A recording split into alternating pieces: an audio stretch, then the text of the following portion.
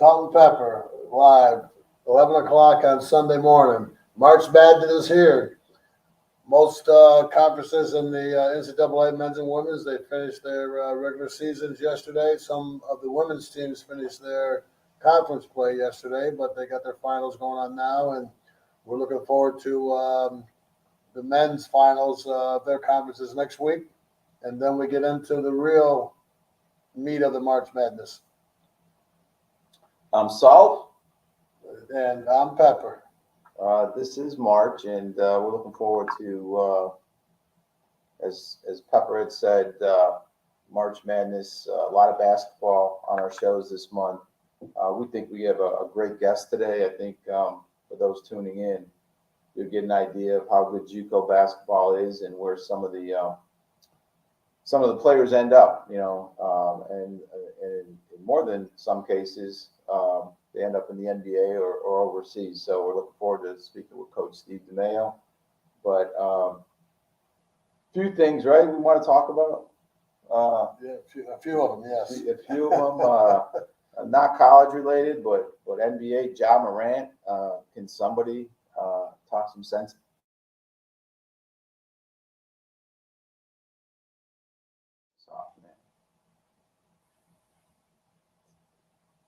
Well, it's one of those things.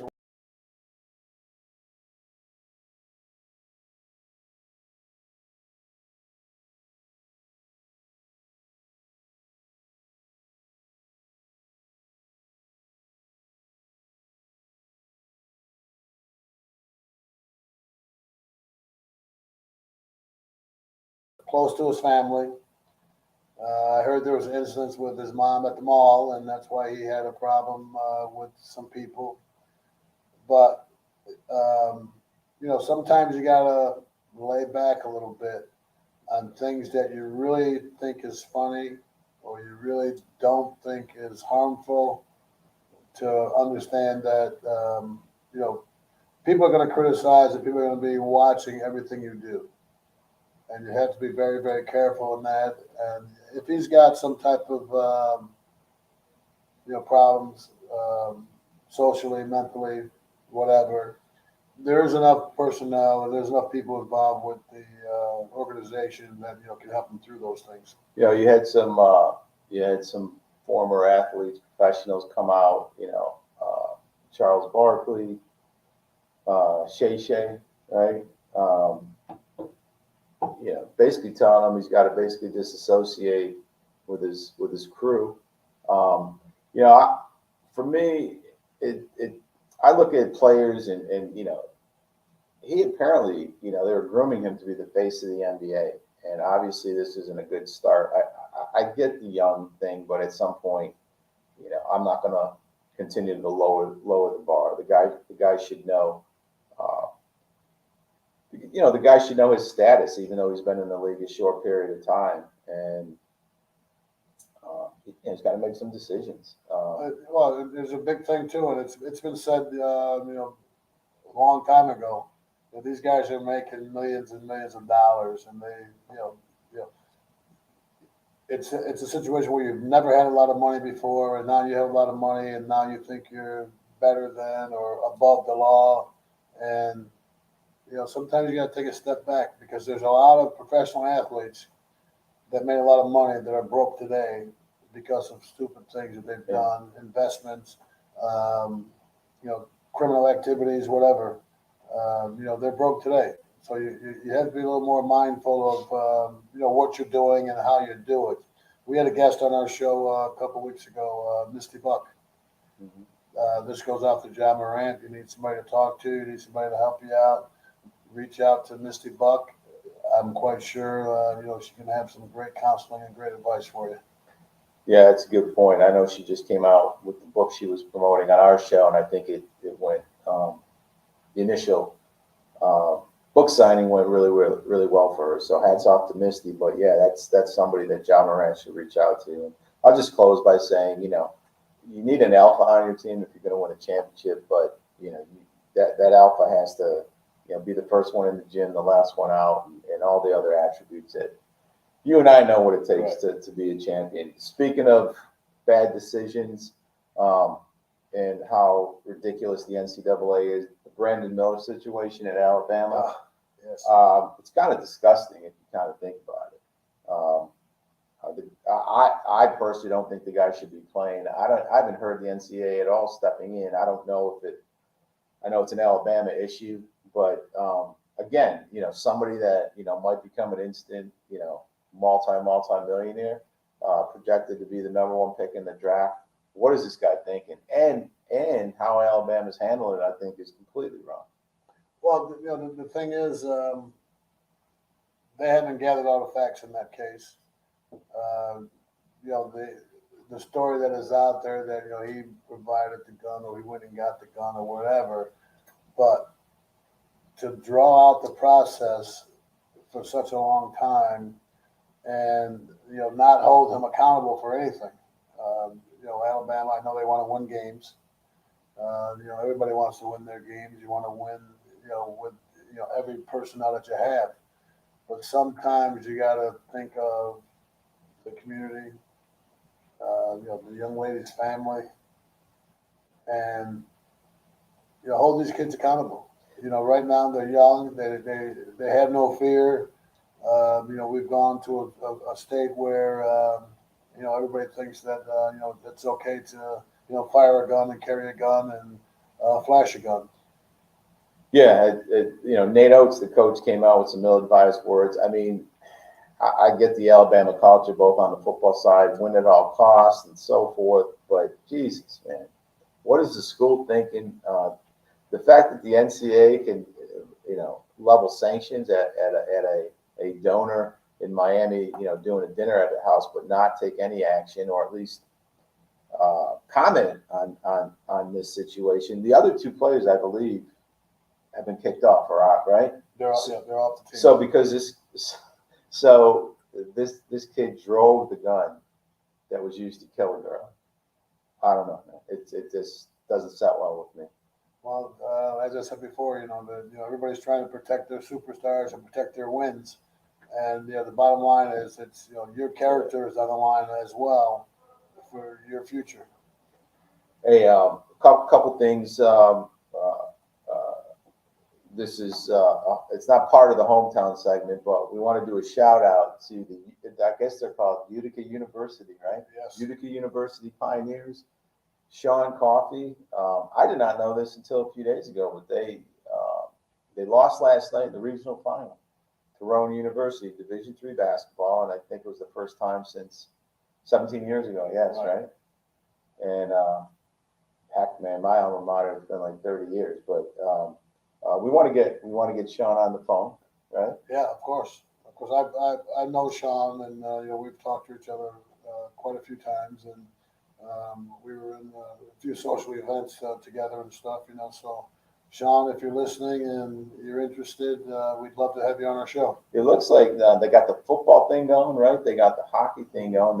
I didn't know they went from Utica College to Utica University, but it seems like as an analogous comparison, not to the level, but like Syracuse University is really the city of Syracuse. It looks like Utica University is expanding, and it's very well the impetus, I guess, of everything around Utica, right? I think Utica used to be part of Syracuse University, and now they've moved to their own identity, and they've got out of the Syracuse University shadow and created their own. They built a couple nice facilities there. For football, they've got a new indoor facility for the Dome.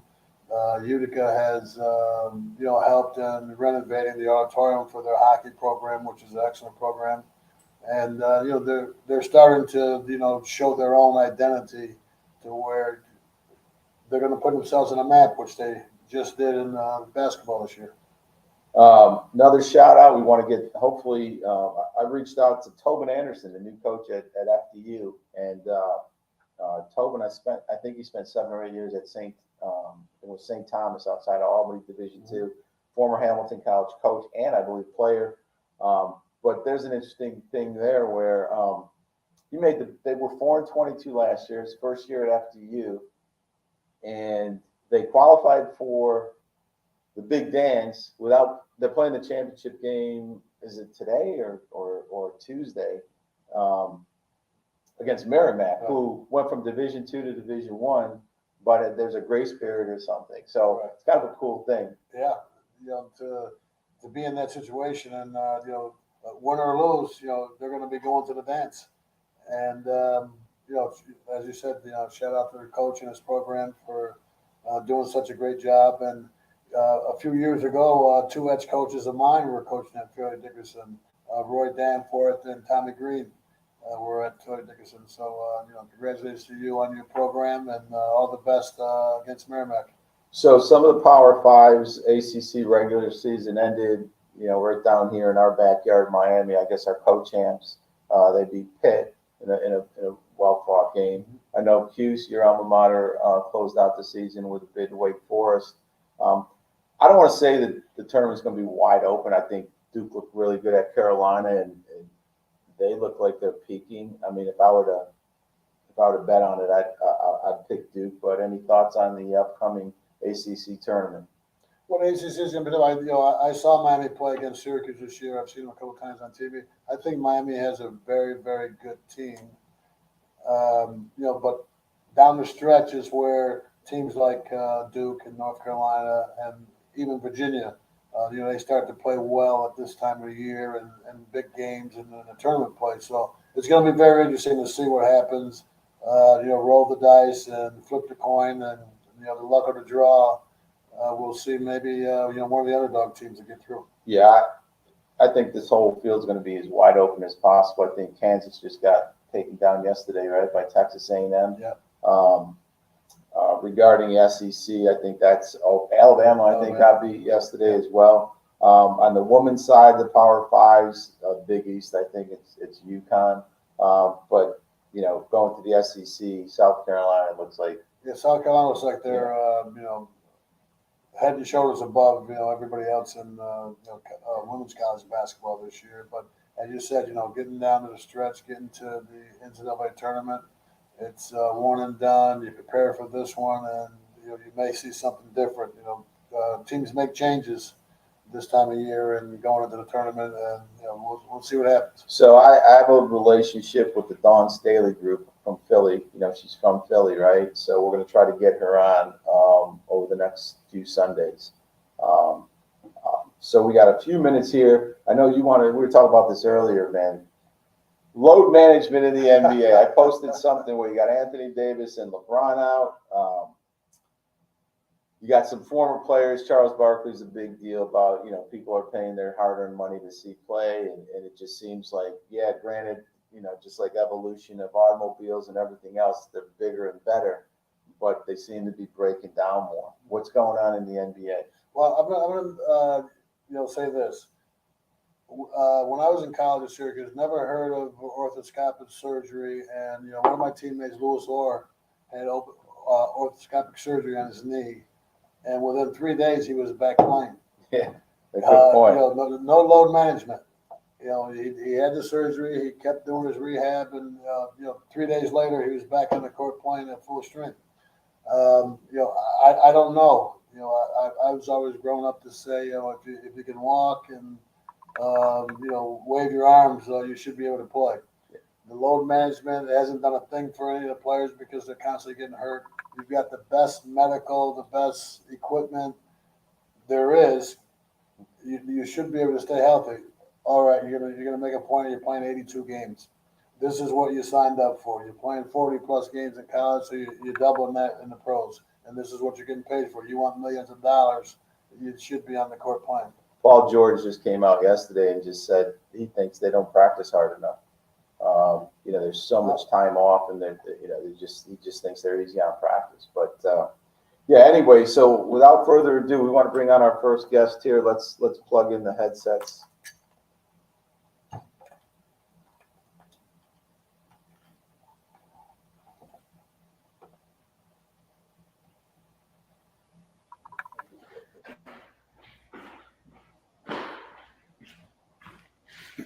Coach, Can you hear me? We can hear you. You're looking good there up in North Florida. Northwest Florida, come on. Hey, Coach Demeo, thanks for taking time. I know you're busy. We had met maybe 14 or 15 years ago, right, in Allentown, Pennsylvania.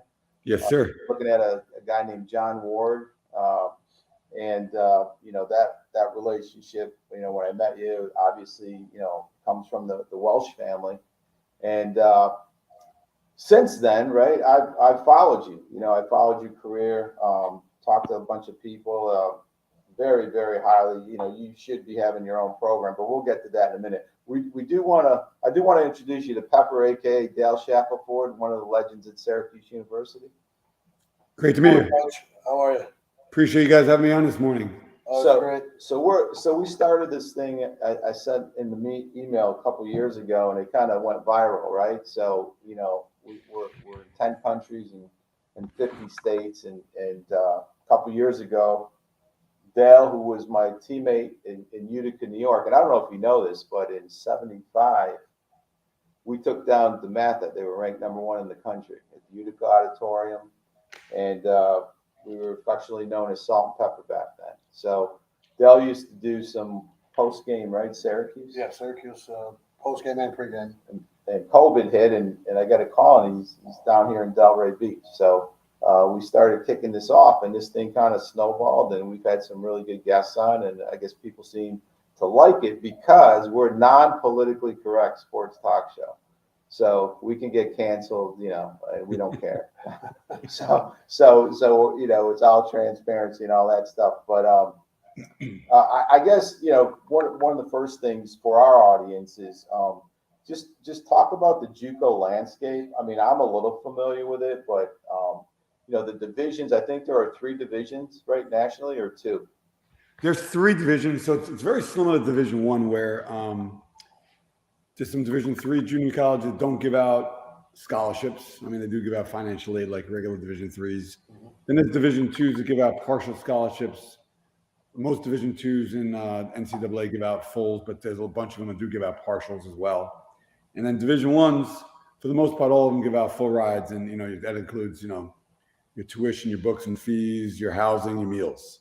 And every program is funded a little bit differently, depending on the, just like Division I again, how much do you want to invest in the program? I mean, Syracuse is invested fully, like they'll do anything to win there. Like, St. Francis in New York, they think they're investing, but they're probably not investing as much as they probably could to win. So junior college parallels Division I in a lot of ways like that.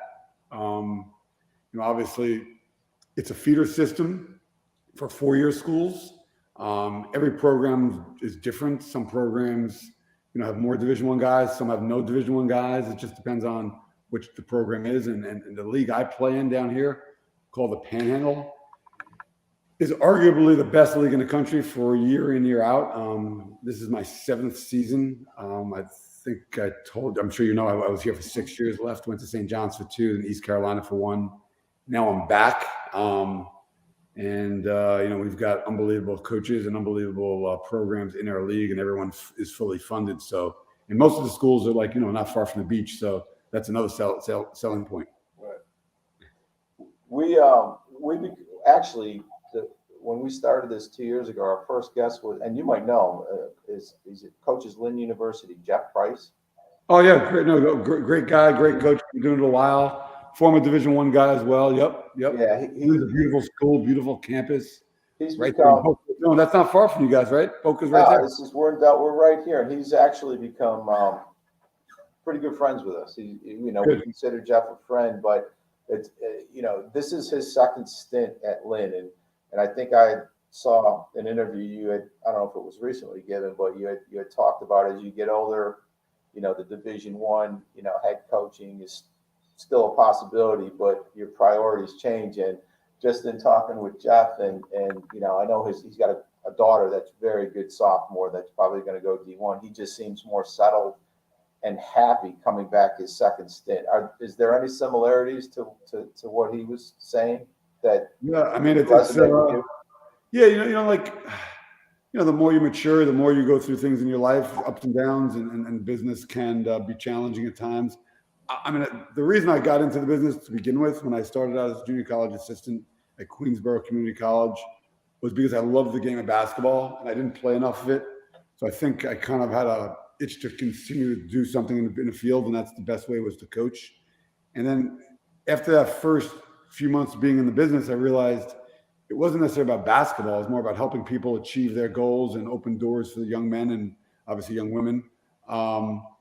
So, just because you're a Division I coach doesn't mean you can't help people out. But I think at the lower levels, you have more time. You spend more time with your players, and you have more of an impact. And the second time around this year, I've done that. I think we've spent a lot more time individually with guys than even before on trying to help guys get on track. And this year's team's been a little bit of a challenge, but we're seeing the rewards take hold right now. So knock on wood, we can continue on the right path. But yeah, I think the second time around is usually a little sweeter because you're not in a rush to get out.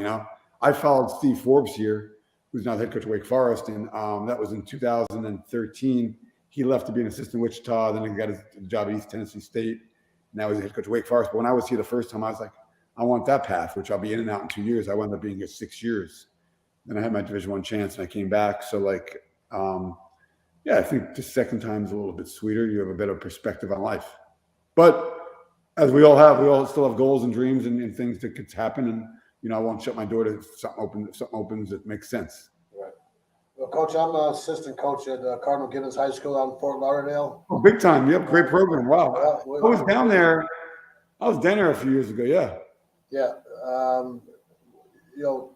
Looking at kids and seeing kids and talking to kids, all these kids have big aspirations. Yes. They all think that the only way they're going to ever be successful in basketball is if they go to a Division I 4-year school somewhere and, play in the Power 5. And I try to convince kids all the time that if you're good at what you do, whatever level you're on, people will recognize you and people will, Sure. try to contact you and everything else. Kids don't realize that junior college programs are just as important as a 4-year Division I program because of the fact that for me, I'd say you're going to get an opportunity to play more. You go to a 4-year college, you may not play until your junior year. You go to a junior college, and that's because they want you there. They understand your game. They can help you with your game. They can help you improve your game. You're going to get probably more playing time than you would going somewhere else. And, kids just don't understand that these days. They've got one thing on their mind is I've got to play at the highest level or, there's nothing. Well, I got about 1,000 rebuttals to that one, but that's the truth. My first year, 2013, Steve Forbes left in July to go to Wichita State, and his assistant and his staff did a great job recruiting. They left a bunch of guys here for me. One of the guys' name was Xavier Moon. Mm-hmm. He was a freshman, about 145, weighed about 145, from right up the road in Alabama. I look at the guy. I'm like, the guy, at best, he's a Division II guy, right? So all of a sudden, the next year, he should start for us, but we were loaded. That was our national championship year team. Everything fell right. He says to me, Coach, I'll come off the bench. I want to be your sixth man. I always started the sophomores who were returning. I tried to do that. Fast forward 7 years later, plays in Canada, plays a bunch of different professional leagues all over the place. He gets a call. He gets into the G League. That was last year. He gets a COVID call-up, and, he's in the NBA last year, back and forth. Goes back to the G League this year. Now he just got called up again for the NBA. So, listen, everyone's path is different. It doesn't matter if you're a basketball coach or a basketball player. You're a regular person. Then, things happen that we can't predict. I mean, I would have never imagined in my wildest dreams that guy would be in the NBA. No disrespect to him because I love the kid, but he went to Morehead State. There was only a handful of schools that really were even interested. I was begging people to take him at the mid-major level, the MAC schools up north, and I've got friends forever because I've been doing this forever. I couldn't get anyone to take him. And I mean, over the last few days, I've run into a few coaches too. Just I was at the Sun Belt tournament last couple of days, and which is over in Pensacola. And a couple of guys like, yeah, coach, we messed that one up. We messed that. And I'm like, hey man, we all messed it up. But the reality is, you need places to play. You need people to believe in you, and you got to be able to weed through all the BS because a lot of Division I schools are going to tell you what we want to hear at this point. With the portal, they're just trying to get guys in that program, and we got three guys leave our program this summer, and 2 of the 3 wish they never left. But, you know, there are Division I programs that are good programs, and they've got good coaches, and it'll work out for them. But I think the opportunity to play would have been greater here, and they could have built their resume to take that next jump. And I think that, you know, especially a lot of the kids that we've had over the years, and, you know, I've been involved with down here. I do a couple of tournaments with the South Florida Pro Basketball with Marcus McGee. And, you know, all these kids are, you know, they're all minds are, you know, I'm going to go to Division I, I'm going to go, you know, wherever. And there's opportunities there. There's coaches that are looking for them at a lower level, and they think that they're better. But when you watch these kids play, you don't put the effort there. And I tell kids all the time, if you're not doing things that you can do well in the basketball game, and there's a coach in the stands watching you, that coach is not going to want you because, you know, you're doing all these things that you don't do well. You know, you got to maintain what you do well, and, you know, be a teammate in the game, not a selfish player, not trying to score all the time or dribble the air out of the ball. And, you know, I find that a lot with the kids now. I'm from upstate New York, and you know, we've had good coaching, you know, throughout high school and everything. And you know, I tell kids all the time, if you listen and pay attention to what the coach is telling you to do or asking you to do, you'll be better off than having the coach tell you 3 or 4 times, because now you're moving yourself further and further to the end of the bench. Well, I mean, obviously you get it, you've played, you understand, but like the reality of this thing over the last 3 or 4 years, and it pains me to talk about it, but like between the pandemic and the social media, phones and stuff, Right. The attention to detail and the kids understanding what they need to do to work and to become great has been a challenge across the board. Now, the challenge has been well accepted by me and my staff, and we're figuring out new ways and creative ways to get the guys to stay in the gym, to work harder, to, you know, but every day is a challenge. Like, you know, hey, listen to coach, like do what coach says. Like, that's not how it goes anymore. Like, hey, get extra shots after practice, like on your own, or coming back this weekend on your own. Like, kids don't do that as a group anymore. So there's still a select few. I mean, I coached Chris Duarte here 3 years ago. Chris plays for the Pacers, and you couldn't get him out of the gym. You know, he would come back at night. Like there's only a handful of guys that get that part of it. But it's just been a different world of with coaching and figuring out how to get guys to get that extra work and to pay attention a little more.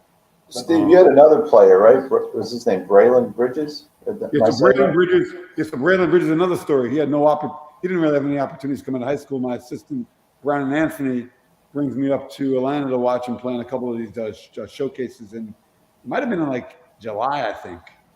And I'm watching him. I'm like, this guy's a pretty good player, man. He's got a chance, but I think he's down the road. So we took him. I figured he was going to play for us his sophomore year. We played him his freshman year. Didn't play him many minutes in his sophomore year. I'm like, you know, we got a red shirt and we got too many guys who are advanced, playing a little better than him, more mature, older. He was a young freshman when he got there, so he was a young sophomore when he was second year. Now he's playing he went to Illinois, Chicago, played there, got a good couple of years there, then transferred to Georgia. And he got the COVID year, so he's on the second senior year. But having an outstanding year. And like that's another guy that like went to junior college, that if he didn't go to junior college, I promise you this, you know, it would have taken him many years playing in some small professional leagues to make an impact. And I mean, he's gonna have a good opportunity to start with because he's playing in the SEC and putting up big numbers and all that stuff. Great kid, comes from a great family. We're fortunate that you know, he understood the game plan and he's reaping his rewards right now. Coach, you said the COVID year a few times when you were talking here this morning. Was there a COVID year granted to the junior college players? Yes, it was. Yes. So for instance, this year we've benefited from it because we've got 3 guys who are third-year guys. Okay. So they played 2 years of college basketball. This is their third year of college basketball, and we have 2 fourth-year guys. Is that right? Yeah, 2 fourth-year guys. So they redshirted the first year for whatever reason, either academics or just they weren't good enough to play, whatever it is.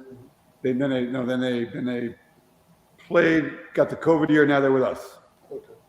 So a lot of junior colleges benefit, especially the elite level ones, the higher level ones, They've got a few of those guys. Sometimes I think it's good. Sometimes I think it's bad because some of those guys have bad habits and hard to break. But their maturity and their understanding for the game is hard to duplicate. Coach, I don't know if this is a live shot with your court in the background, but I know your first stint there, I was like, following you and kind of looking at some video and pictures, and I'm like, wow, man, this is a great facility. Looks like you got the local community that supports you, and it kind of brought me back to my days in the late 70s and early 80s up in northern New York, 20 minutes from the border, where there's 5,000 people in the town of Potsdam. You got a couple Division I hockey schools there, but yet 3,000 people, 4,000 are coming to every game. And that was the vibe I got. Talk about a little bit about where North Florida State's at and the support, and you got your facilities look like they're better than a lot of D1 schools. Yeah, so we host the Emerald Coast Classic here every Christmas. You have all kinds of Division I schools rolling through your Iowas and the Providences of the world, and it's a special place. Obviously, the arena was built specifically to be a shelter for the community. So if there's any kind of hurricane or something like that comes through here, so we've benefited from that. Which obviously you see, it's a beautiful facility. And no, I'm not live from there. I'm still at home. Actually, my background in my house wasn't up to par, so I flipped it over. So, but I'm lucky because every day I walk into practice and work with my guys, and you have a great feel of where you're working out every day. And we're hosting a state tournament here on Wednesday, Thursday, Friday, Saturday. It's a state-of-the-art facility. I mean, plenty of locker rooms. Officials have their own locker room. I mean, it's a great spot. The community has rallied behind us. We do draw pretty well. I do think we could always draw a little bit better. It holds about 2,200 people. So obviously at this level, if you get 1,000 people in the building, that's pretty good, which we do on a regular basis. We have got about 1,000 Raider Club members, which is the club that supports that program. I'm fortunate to be here, and our AD and our president, Dr. Stevenson, Ramsey Ross, are constantly trying to do things to upgrade not only basketball but the other three sports, which are baseball, softball, and women's basketball. We're all supposed to win championships every year, and we try to do that. But it's competitive as could be. I mean, we have 5 teams in our league, so you play each team 4 times.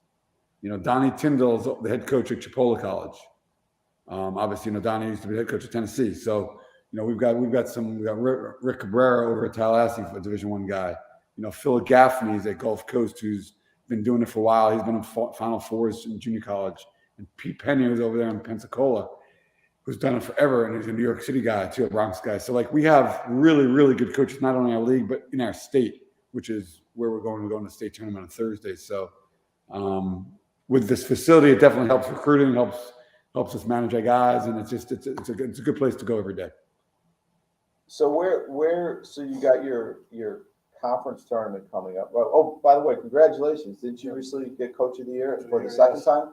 Yeah. I appreciate that. Yep, our staff has done a great job, and we got it. And it's a weird deal here, but there was a share of it went around with 3 teams on the Panhandle.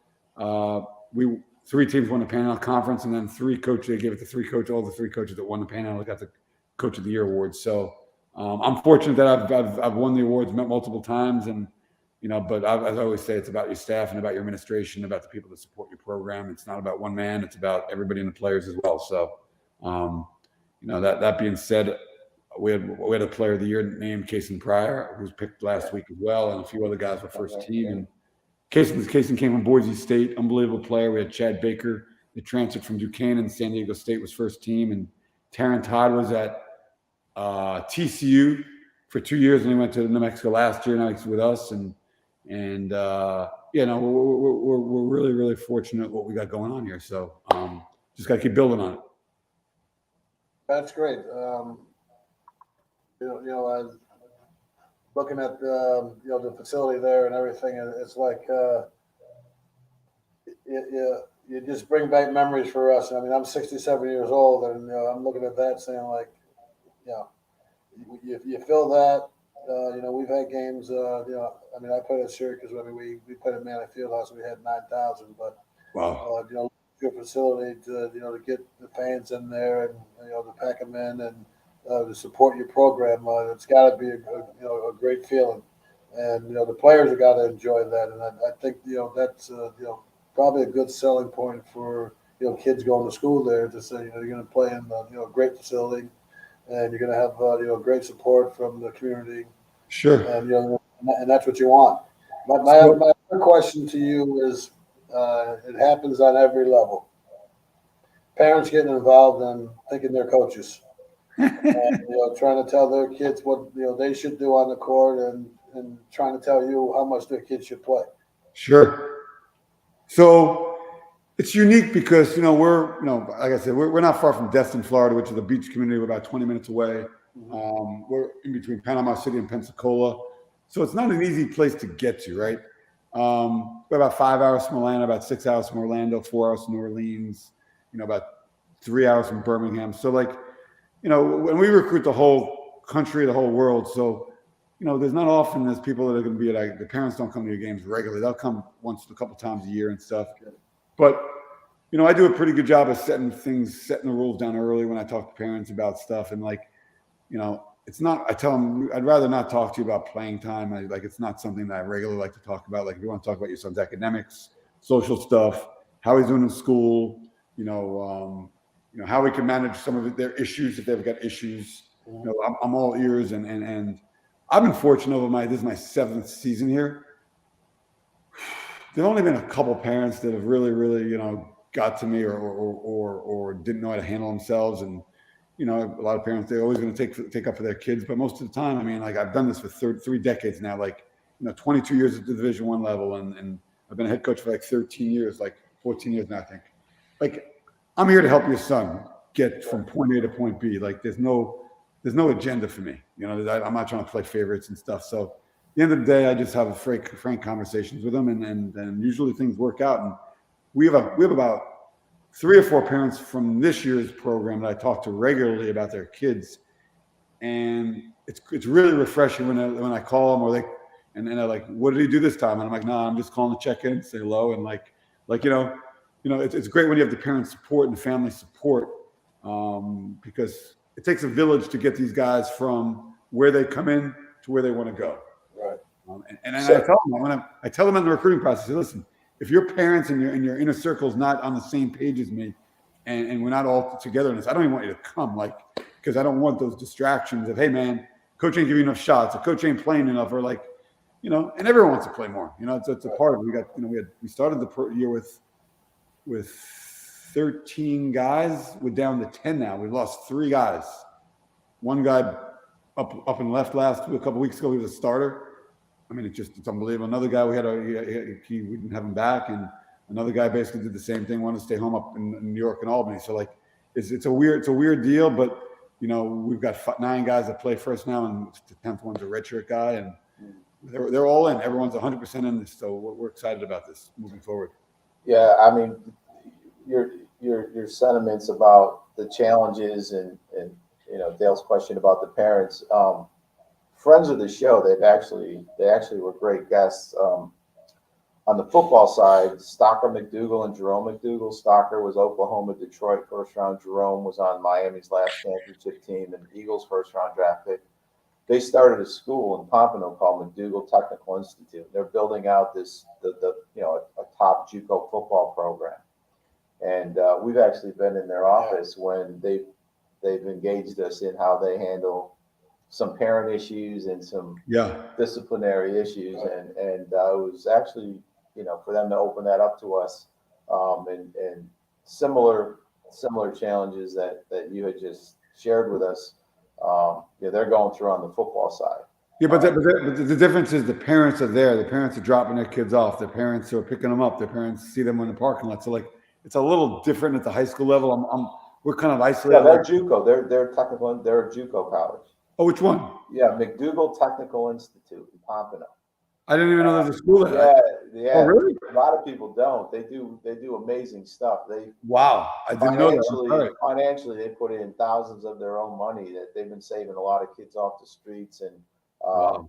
they compete against, like, I don't know if you follow the football JUCO scene, but Lackawanna College up in Scranton, they're big time. They play schools like that.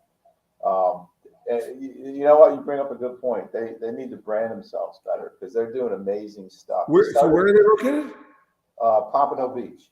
Right by you. So like, there's no junior college football here in Florida. Like, and I don't know what. I think there's something happened when they were. No, you're right. They play out of state almost every game. Over, yeah. They travel all over. They go to Iowa. There's really, the closest junior colleges with football that I know of are Mississippi, and they do a phenomenal job over. That's where they started Last Chance U. Well, they actually have multiple locations. They have an MTI Institute in Gainesville, and they're actually trying to get their own league in Florida. Like set these schools up. They started off as a trade school, and they evolved into accreditation, right? Yeah. For junior college. But hey, I got one last question. Then I get into the juicy, non-politically correct question I want to ask you. I don't know if I want to ruin my career. So you got your conference tournament. What is the next brackets? Like, how does it work? All right. So for us, we usually at this point of the year, we're pretty much guaranteed in that large bid because we play the most competitive schedule in the country. It was actually ranked #1 in the country. We flew out to Iowa. We've gone all over the place. We've lost a few of the more the power games early in the year. So we kind of need to win a couple games in the state tournament to probably get into the national tournament, which is Hutchinson Junior College. If we win all 3 games, we get the automatic bid from the state. So we start with Indian River, which is down your way. They're coming up here to play us to play a fast-paced game, and their coach is a first-year guy. He's done an unbelievable job. He replaced Charlie Wilson now, who's I think the associate head coach of Queens University Division I program in Charlotte. So we got to be prepared for up-tempo trapping style all game long. If we are fortunate enough to win it, because it's going to be a 40-minute game, we'll get the winner of the Chipola Miami-Dade game. And George Fernandez is the head coach of Miami-Dade. And you guys, I'm sure, know George, high school coach down there for a long time, Division I assistant at UCF, and he's been all over the place. Great guy. So, and then after that, then it gets a little trickier with you have probably 4 other teams you could play. Florida Southwestern, it's over in Fort Myers, or Tallahassee, or there's a couple other guys too. Yeah. So end of the day, we just got to take care of business on Thursday at 8:00, and then see what happens on Friday. We're lucky enough to be there. Right. Now, you said about one of the kids going back to New York, and Ed and I are both from upstate New York, and there's no way that you wouldn't want to be in Florida, either North Florida or South Florida during the winter time. Crazy. I've been here 4 years, and my girlfriend and I keep telling each other, this is the best move we've ever made in our lives is moving to Florida. Hey, by the way, you're a high-level recruiter, man. You should be a Division I assistant coach. Well, I'm always open for suggestions and interviews. So I was here. So I was here for let me just give my past. So when I left Providence, I went to UCF for a year, and then I went to Newberry for a year, then I went back to New York. When I got back to New York, I was like, I should have been staying in the South. Came back to Northwest Florida in 2013. 6 years later, I moved back to New York. I'm like, why did I make the move back? And it was all weather related and just lifestyle. I'm wearing shorts now. I'm going to go out for a nice walk. It's like 70 degrees, 75 degrees out now. You can't beat the weather, and it just changes your perspective on everything. Did I lose you guys? No, we're there. Sorry about that. Can you hear us? So this kid's decided to stay in Albany, New York. I'm like, what is wrong with this situation? But hey, everyone does things for different reasons, and like I said, we try to save as many people as we can or help as many people out move their lives forward. But I just think this time frame, people aren't as in tune to what they need to do, and I think their parents become crutches for them. Like if I ever told my mom or dad I'm leaving school and after the first semester I'm going to stay home, and like they would probably try to kick me out of the house, especially if you're on a scholarship, right? Like hey man, you get your school paid for, you're winning games, you're going to have an opportunity next year, but this world is a little different. Yeah. All right, so here's my question, Oh right? boy. Oh boy. So, all right, so of course, I'm close with the Welsh family, and by the way, I don't know if you know, they came out with a 2-hour documentary on Jerry Welsh called The Bodacious Bears. I heard. I gotta watch it. Yeah, I've Yeah, not had a chance to see it yet. Yeah, it's pretty amazing. unbelievable coach. Great coach. Yeah, I mean, and so you were with Timmy all those successful years at Providence, and then you go to Hofstra with him, and the unfortunate thing happened with Tim. My question is, how the heck did you not get that job after that situation? Well, I was on. So what happened was I was at Newberry, and when Tim got the job on April 1st, I I wasn't sure I was going to go because I just got this head job. I thought I was going to stay, and then a few weeks later, we had a great conversation, and I love him, and basically I decided to get there. So I got there, and I was only there a few days, and then I guess they felt more comfortable with Mo Casara, who had a relationship with the AD and whatnot. So it is what it is. But it was an unfortunate situation because anyone who knows Coach Welsh knows he's the best of the best. I mean, I'm not even talking about as a coach. I'm talking about as a human being and an unselfish person. And anyone who's ever worked for him understands his generosity and what he's done for people's careers and how he helps people. And a really, really good person. I'm glad he's doing great. He's doing ESPN games now and got a beautiful. Is that AD still at Hofstra? No, he went to Brown and now he's up at a school in Massachusetts. It's a D3 going D2. It's damn. Give me a minute. I'll pop my head. But yeah, Jack Cage. Yep. Yeah, I always wondered how could that was a no-brainer if I was the AD. So I appreciate you saying that. I mean, but this business, man, you just never know what happens, and things happen for certain reasons, and good news, bad news, you never know until years later. So you can't. So and to be honest with you, like I was excited because. I was able to keep my job there and just working at that school. I thought it was a pretty good place to work for the 3 years I was there. I got some other juicy questions too. No, by the way, I was at the Sun Belt tournament last night, and I ran into Jim Sagona. Oh yeah, okay. Jim Sagona is the head coach of Collin Community College in Dallas. His son plays on Louisiana Lafayette, and I'm like looking at the guy with he's got a hat on. Like I haven't. And I was pretty sure that's what it was. And I wound up meeting his family. He's got a beautiful family. And so his son's a good player on the team. He just got hurt. But it's always great to run into people from the upstate New York area because I always said people from upstate New York is some of the best people in the world. So I don't know if he was my senior year or he came right after me, but he is in the documentary. Yep. They got him on there. And I'm going to see him tonight, probably. I think I'm going back over, so I see him. I'll tell him. Yeah, tell him I said hello and all that stuff. Absolutely. So you don't have to get specific, but it looks like St. John's is not going to make the tournament and their coach is going to get fired. Is Patino their next coach, or how do you see that playing out? I don't know all the details, but the things I've heard and read, I know they owe him a lot of money, and it is what it is. I mean, I think if they come back next year, there'll be a tournament team. They've got a lot of good players back, and they've signed some good recruits.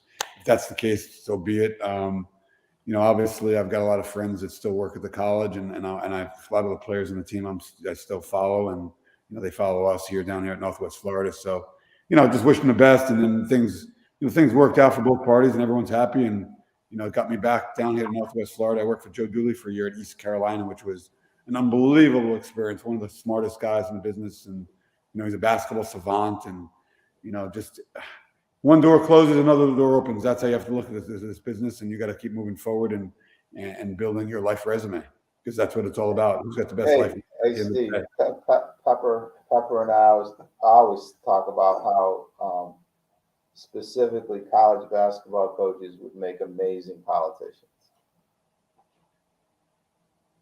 Amazing politicians, man. They're amazing politicians. The way they answer questions is unbelievable. But that was a good answer. Listen, that's the first time I've been asked that question on a podcast. I've done a few of them. But the reality is, honestly, when you're going through stuff in life, it sucks, right? Especially when it's a dream opportunity and you get it in the back of the head with the door hits you in the back of the head.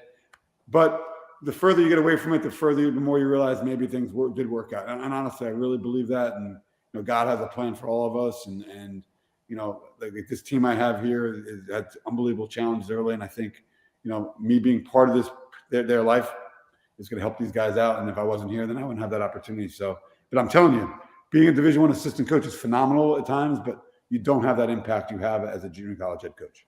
We're getting a lot of positive feedbacks from people watching. One gentleman was my freshman coach in high school and Dale's assistant coach in high school, and he still holds a couple records at Ithaca College, and he's saying that this has been really well done, and he's really enjoying listening to you and your insights. So this has been great, man. I don't know if you have any final questions for Coach. Well, I just wanted to say, you say it's for the the love of the game and the love of the sport, and I was in a situation where I played in England for 10 years, and my last 3 years as a player coach, and they wanted me to come back a fourth year as a player coach, and I said I had enough of playing. I just want to sit and coach. I don't want to play anymore. And they were saying, well, you love the game too much to not play. And I said, well, I love the game enough to coach. My body doesn't love the game enough to keep playing. And people just don't understand that. I mean, I get it now at 67 years old. You still play basketball? No, I don't still play basketball. I had enough.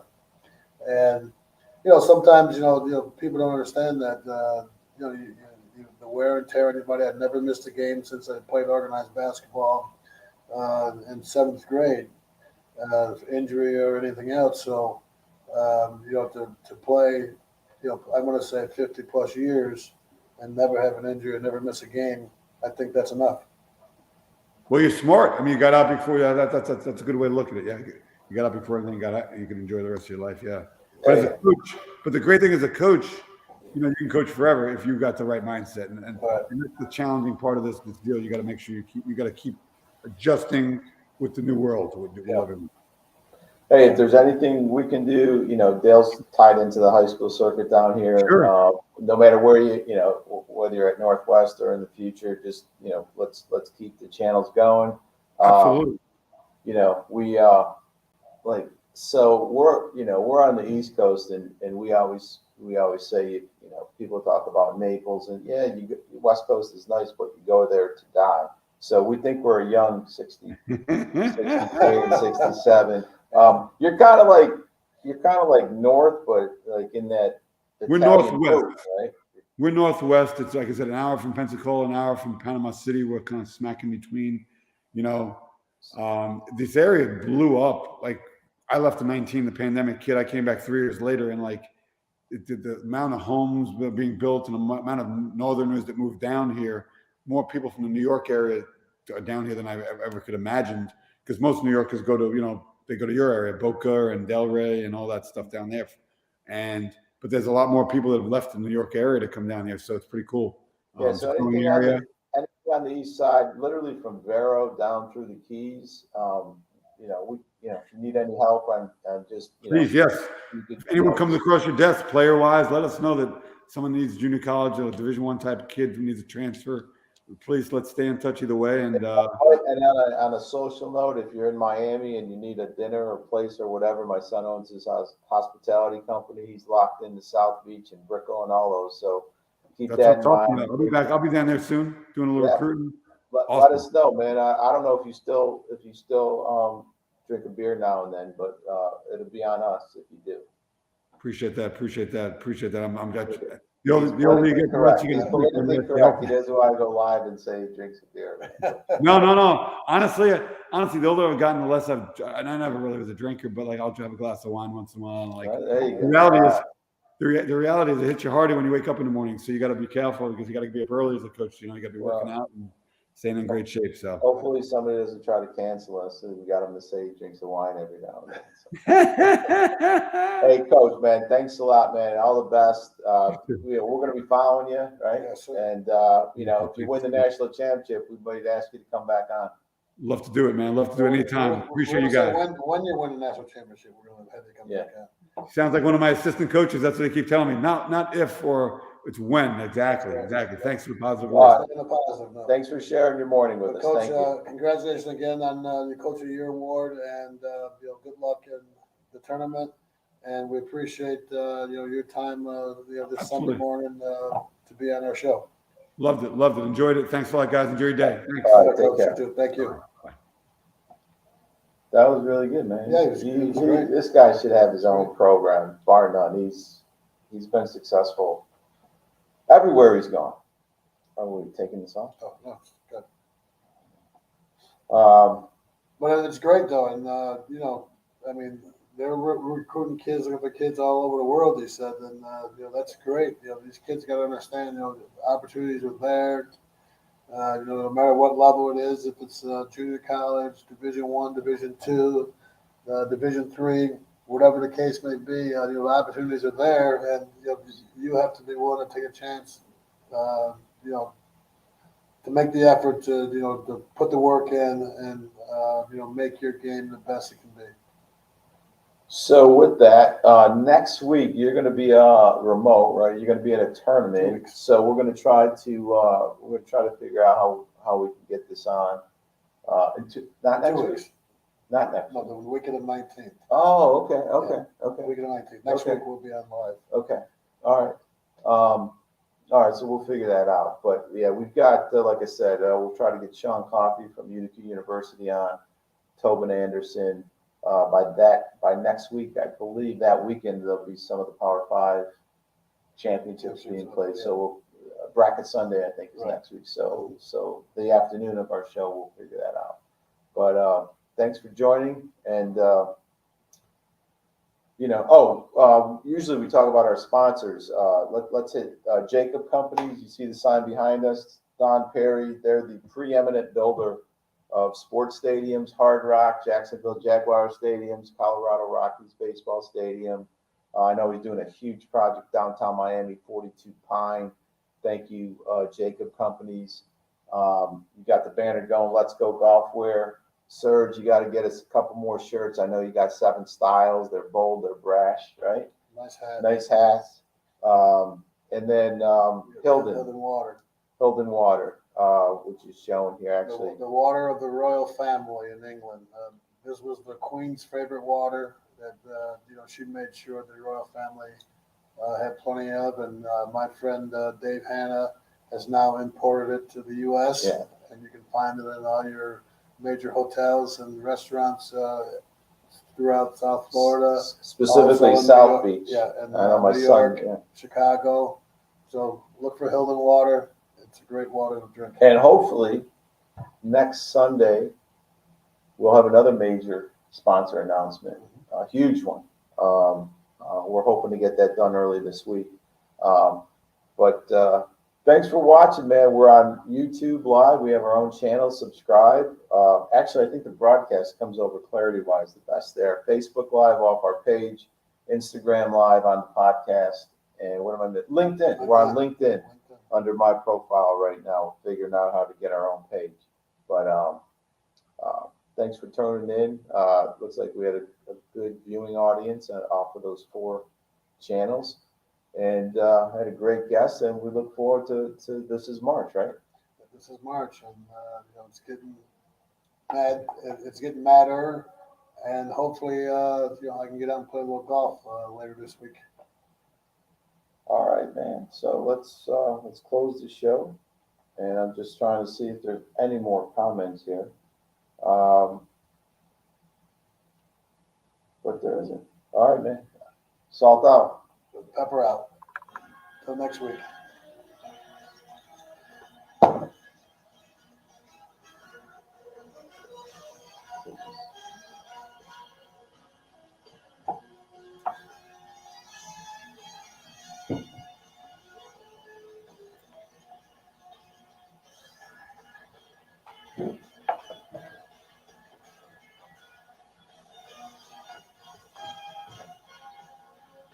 Vincent Syracuse basketball joint.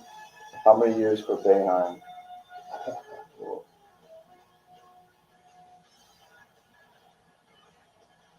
72 Big B joint. Now, we don't see those though on here. No, because it can't StreamYard to Instagram. We have to do So we need to have somebody watching that for us. Oh, I need to put Instagram on